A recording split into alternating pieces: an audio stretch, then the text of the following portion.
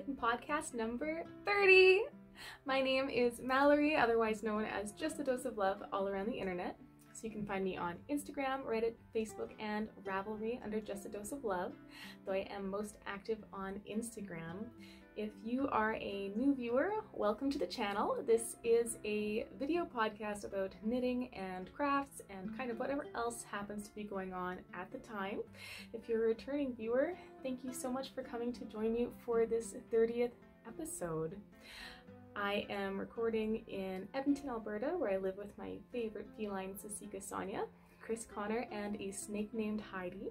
It is Saturday, June 27th, and it's about 1:30 p.m. in the afternoon. We have not done any time traveling. It is not 7 p.m. I did not lose my entire afternoon and part of my evening. Anyways, with all of that out of the way, I'm just going to jump right into the first segment, which is what is on my needles. So currently, I have been working again on my Coziest Memory blanket that is by Kemper Way, and I actually have done a fair bit of work on it. I say a fair bit, but it's only been like 5 hours worth of knitting on this thing since the last time we got together, but I will show you because I've officially finished my second row.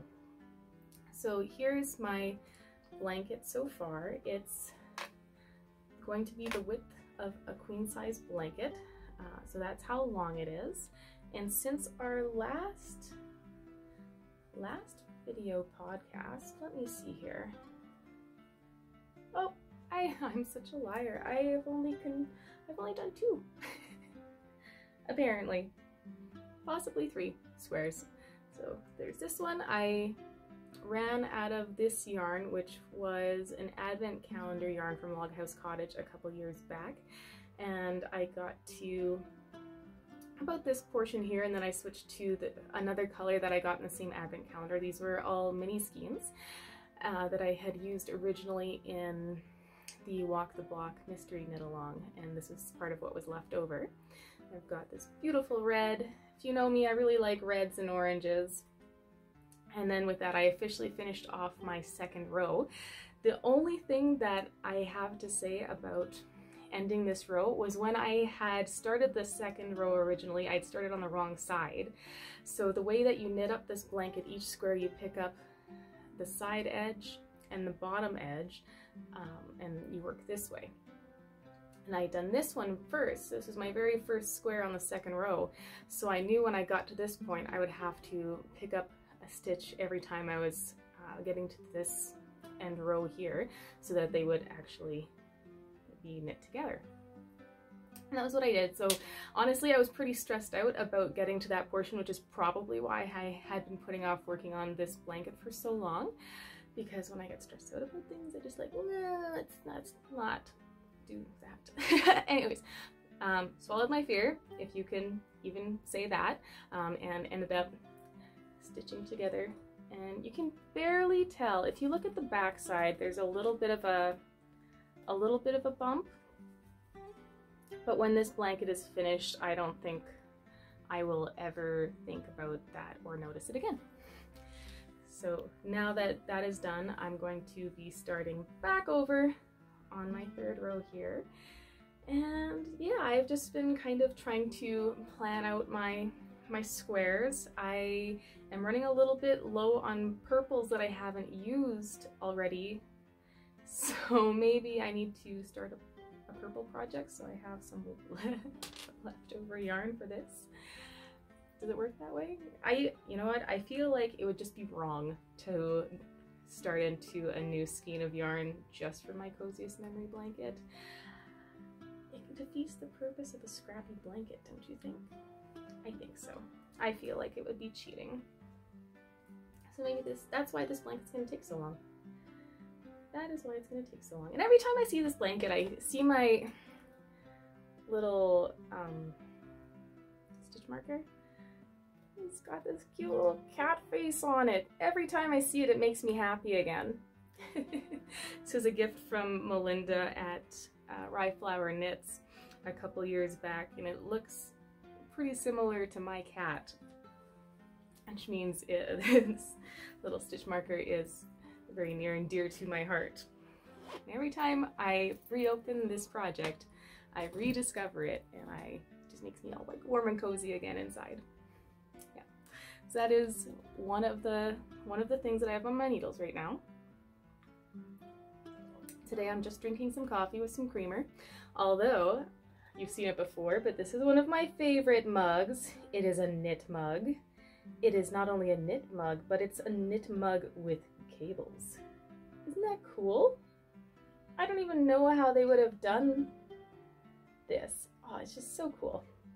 And this I picked up at one of the fiber festivals here in Edmonton last year, I guess it was, because this year's obviously got postponed because of the coronavirus, but it's by Chasing Fire Studios, and that's their logo. They're a relatively local to me ceramic maker, and obviously they have got knit themed mugs among other things. And anyways, it's my favorite weekend mug. I'm rambling a lot today, as always. Sorry. I guess maybe I should just start to expect this from myself.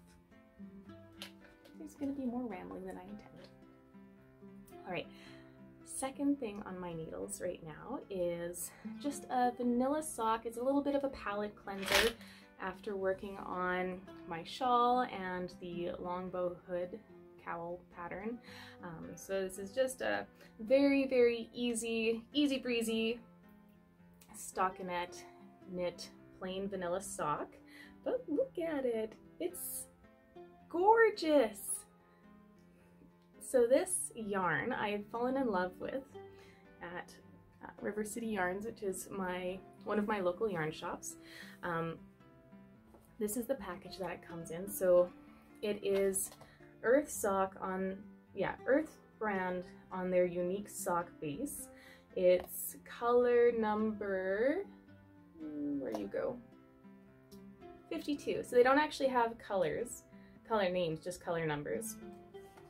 And let me show you how this is supposed to end up fading. So it's got a gorgeous color fade to it, and that was what I fell in love with so much. Just all of these colors here, and I love the orange contrast with the green, and I really like how this transitions from color to color. So that's been, yeah, I finally decided to open this package up and start knitting with the yarn. Also potentially the reason that I chose this, absolutely the reason I chose this, was because it's already balled up, so I didn't have to wind it myself.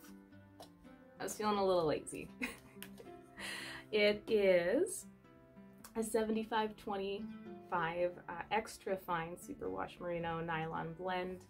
It's a fingering weight yarn, and yeah, I just was like, it's almost like snack size socks. Here it is again. I've got a little bit left still, so it's probably going to be another third, if I had to guess, in length. Now, my question to myself here, and feel free to give some opinions, is do I want to make these some really long socks?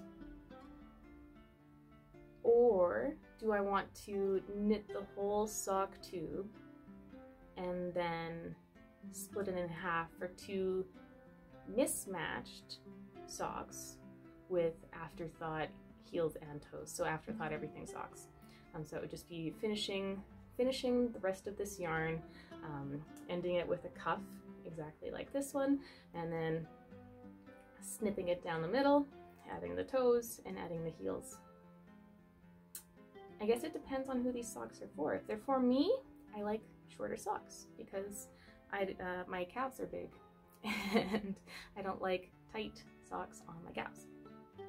However, if I'm not feeling selfish, then these are going to be for my mom, and I know she likes long socks. So what do I do? I don't know. We'll see. So I've got this much more time to decide. whatever that equals in knitting time, a few hours. And of course, as always, these are on my 2.5 millimeters / US 1 size needles, and it's an 8-inch circular, which is 22 centimeters long. I don't do magic loop. I've never tried magic loop. I don't know that I don't like it, but I know I really do like my little itty bitty circulars. And I really don't like double pointed needles for socks. I just find that I lose a lot of time and I stab myself a lot when I'm switching the needles. That's a me problem. That's what I've been working on. That is all of the things that are on my needles right now. And what's off my needles? So this is exciting. I finished not 1, but 2 projects this week. Chris and I took a day trip to Jasper National Park. We actually went to the town of Jasper as well, but Jasper is in the Rocky Mountains. So we took a day trip to the mountains. It's about a 4-hour drive or so. So I got a good 4 hours of knitting in on the way there with beautiful scenery. Mountains were gorgeous, and there was like the mountain lakes and the glacier water, and we saw like a couple moose. It was very nice. It was a wonderful day getaway. And I ended up getting so much more knitting done than I thought I would. That was a day of 10,000 stitches. Yeah, because I finished my Origin of Love shawl. So here it is.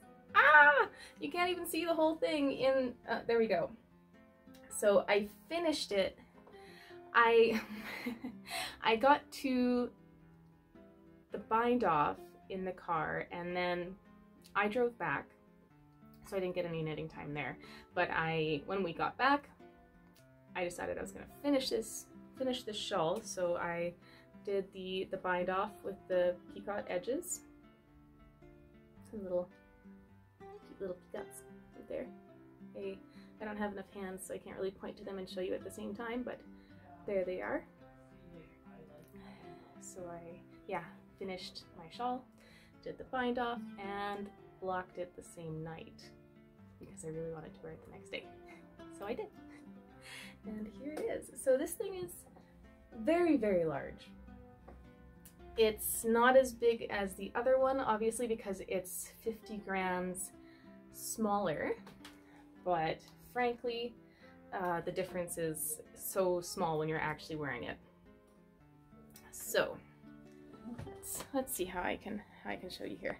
So this green is Palindrome Knits. It is the slime colorway, and it's on her Kisa fingering base, which is a 70-20-10 superwash merino cashmere nylon blend. She's an Ontario dyer, although it looks like her store may have closed down, because when I went looking for links for the show notes, which are going to be in the Ravelry group, there's a link down below, by the way, since I didn't mention that earlier.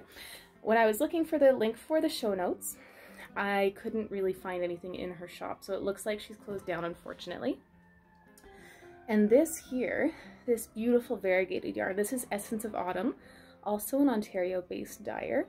It is her Y-Marsh colorway on the Prairie Sock base, which is an 80-20 superwash merino nylon mix. And though this is not currently a color that she has on her online store has a whole lot going on. So I would definitely recommend checking her out. She's got beautiful variegated yarns, absolutely stunning. And I just love the colors that she uses. Even in this Y-Marsh, it's a very earthy tones, but you can see there's like splashes of brown and some really nice bright blues on a bit of a white background there. Hopefully you can see that. Yeah, and greens. Oh, it's just gorgeous. The whole thing is gorgeous. And this shawl, so it starts off with a garter. So we get into like a bit of a semi-garter as it goes on. Stockinette with a couple purl rows mixed in, and then it fades into the lace. I really love it. This is now the third version of this shawl that I've made. The first one was never published because I really didn't like the shape. It had a very straight edge, which doesn't lend itself well to me wrapping it around myself. I like my shawls to actually be able to, you know, stay on me without a whole lot of effort on my part. So that it's been rewritten. It's got a really nice crescent shape to it. You can even see when I'm holding it here how it goes. So yeah, my new shawl, as backwards as it is to be wearing all of my shawls in the summer. I have been, because I've just been really excited about them. And it's been like, you know, high 20s for the temperature during the day. So here it is. And just want to see what it actually looks like when it's on and wrapped around. Here it is. Love it. So much love. This is also the fastest that I've ever finished a shawl. I think I finished it in just over 2 weeks, if I had to guess. Absolutely a record for me. Here it is. I'm so proud. Although it's really hot in my house. So, I'm gonna come off for now. Make my hair go everywhere. Great. Good enough. Alright. Perfect. Okay. That was one finished project. I have 2 finished projects! Isn't that crazy?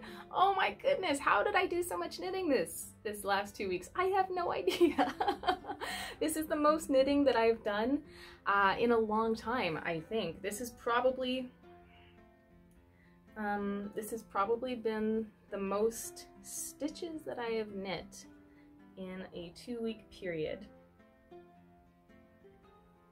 Maybe ever. Possibly ever, but definitely in the last couple of years it's the most, for sure, hands down. Not even a contest. So this is the most knitting I've done in a while. Okay, last finished project. I finished the longbow hood. So this is the longbow hood pattern by Rhiannon. I saw it first on Amy's podcast, which is Happy Little Yarn. She's on a little bit of a hiatus right now.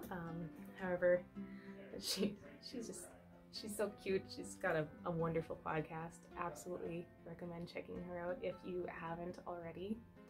And every time I watch it, I'm like, oh, I want to make one of those now. Which, that's awesome.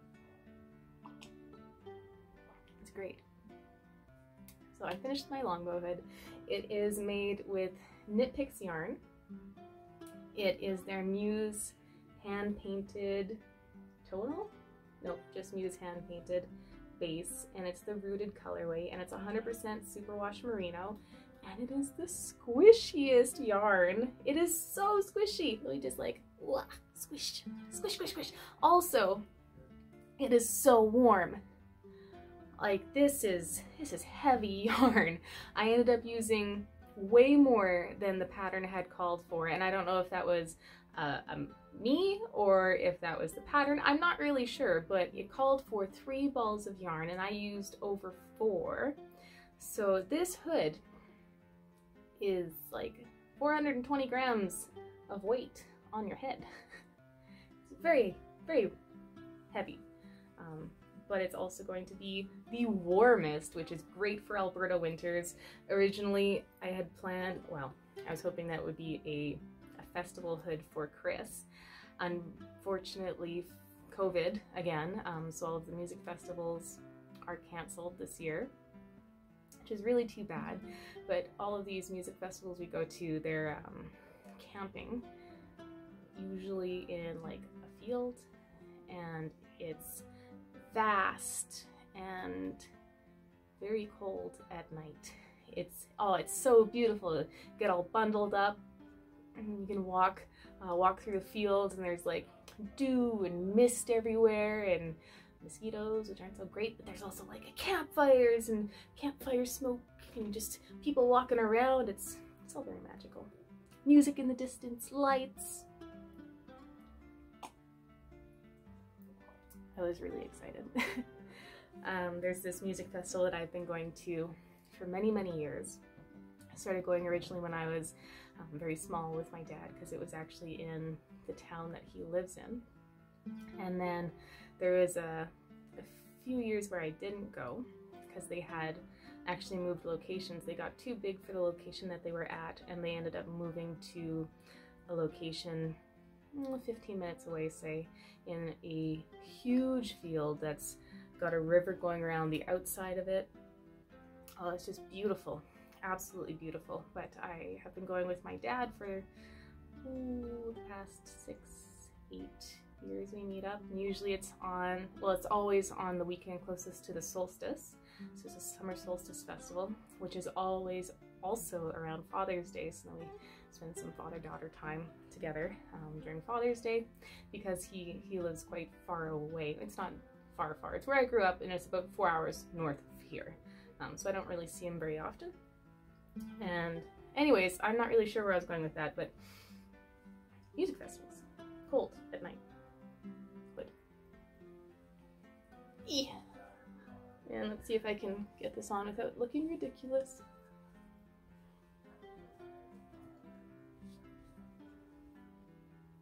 Okay, here it is. Ah, it's so cute! It is the cutest. It's got like this little... I don't even know what to call that. It makes me think of an elf. It's like a little elf hood. So it's, yeah, very, very cute. And I think it would be really nice with like maybe a brown hoodie. Yeah. And you can wear it with the hood down as well. It doesn't look ridiculous. It just sits like that, really nice. So it's a ribbing from the bottom all the way to the top, and then you do the outside of the hood edging at the very end, and you sew in your I-cord, which does go all the way through, by the way. Yeah, you bend the, what am I trying to say? You bend the edge, put the I-cord in, and then attach it all. Yeah, I really like this project. It was a lot of fun. And if I thought my hair was messy before, oh, there we go. Really messy now. I'll fix that in a minute. So here it is. I was very thorough with the sewing of all of these seams because a certain someone is not very gentle and is very accident prone and very prone to breaking things. So when I was sewing the edge here, I actually was knitting into each stitch. So this is all knitted in with this seam. It's not just a mattress stitch. I actually knit in the entire thing. And cute little I-cords.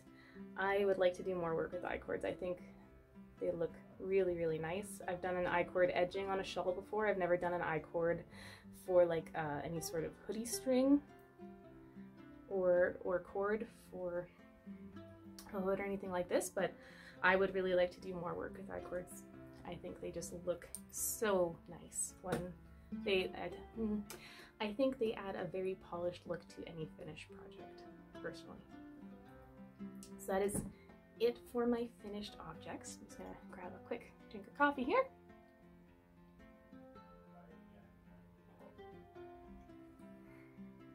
And move on to upcoming or current items of note. And there is one thing that I would like to talk about.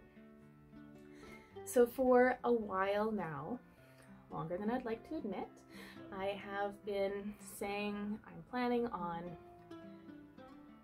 reknitting a lot of the patterns that I've written and just updating some pictures as well as making sure my patterns are all standardized as far as stitch descriptions go, and wording for like heels, for example. So all of my sock patterns use the same type of heel. I want to make sure it's consistent because I know I've made little tweaks to wording here and there to make it better and more sensical and just more concise. And I know that I've made little changes here and there, and I haven't standardized it across all my patterns. So that has been my plan for a while, and I've just been not doing it. I don't have an excuse. I just haven't. Just shame on me. So now I'm finally ready to start reknitting. And the first one that I would like to start with is the first pattern that I published, which is my law school sock pattern, which I have here to show you, because it's been a very long time since I have talked about or shown these in any sort of video format. I only very recently, yesterday, or possibly yesterday, posted a picture of them on Instagram again, and that was only to mention that I was thinking about reknitting them. So here's the pattern. It's got little eyelet arrows all the way up the top of the sock, and it's got a little bit of it's a faux cable, so it's not a real cable, it's just a combination of slip slip knits and knit two togethers, and it's cuffed down with an afterthought heel, and here it is on the foot form, and here it is on a sock blocker. I thought it might be easier to see if it was laid out on two different spots, so you can, which I was right, you can actually see the pattern a little better on these sock blockers. So there's the eyelets and the faux cables, and that's what it looks like. These were well, originally these are knit up in the Turtle Pearl City Girl colorway on her striped turtle toes base. And what is that? That is a 75/25 superwash merino nylon. She is a relatively local to me dyer, and I love seeing her at all of the fiber shows. Here it is. She's got some really, really cool self-striping yarns. Most of the yarns in her shop are self-striping, and now she has the sock sets with the it's a little fuzzball attached. Contrasting heels and toes. There, no more fuzzball. So here they are, and the yarn that I am going to be reknitting this in, it was a gift from the Reddit yarn exchange a couple years back. So it is Garn Studio. It's the Drops Nord base, which is a 45/30/25 alpaca polyamide wool blend, and it's color number 9. So again, no color names, just the color number. And I think it's going to really make the eyelets pop, especially when it's on the mannequin foot, because the contrast between the blue and the white foot form is just going to be so stark that I think those eyelets are really going to pop out, and I'm just really excited. So that is what is next on my to-do list. I don't even call it my to-do list. This is my dreams list. Dreams that are going to become a reality. Yeah, it's not just dreams. Yeah. I'm sorry, I'm just being silly. So, yes, this is what I'm going to be using to knit them up again, and I'm really excited. Yeah, I'm very, very excited. So I will keep you guys up to date on what's going on with those on Instagram. When I do update the pictures and make sure we can standardize on that pattern, I will likely be doing a free pattern code on whatever Knittin Kitten podcast is after that. or before that, whichever it's closer to. If I finish it right after the podcast, it'll be on the next one. If I finish it right before the podcast, it'll be on that one. So keep an eye out if you are interested in scooping up that pattern. I'm really excited. I'm a huge fan of reorganizing, if you will. I relatively frequently will reorganize parts of the house, or will repaint rooms or things like that. And while this is not reorganizing a pattern, it's just kind of giving it a little bit of a facelift with the whole thing, really, and I'm really excited. I am a believer in progress and making things better. While there is a place for things that work and you keep doing them because they work, sometimes there's room for improvement, and I'm a firm believer in that. So anyways, doing a little bit of a side ramble again. I'm going to refocus. And that's actually about it in the knitting world, in my knitting world anyways. Yeah, so that's it. I'm not gonna go into anything else right now. I'm just going to cut it here because I can see that we're about the 30-minute mark, and I like to stay right around there. So I will bid you all farewell. I hope you have an absolutely spectacular couple of weeks ahead of you. I hope you enjoy your weekend and enjoy Canada Day next week. If you are in Canada, 4th of July is going to be coming up pretty shortly after that. So wherever you are, I hope you enjoy your next couple days, your next couple weeks, until I see you again. And stay safe and happy, and I will see you soon.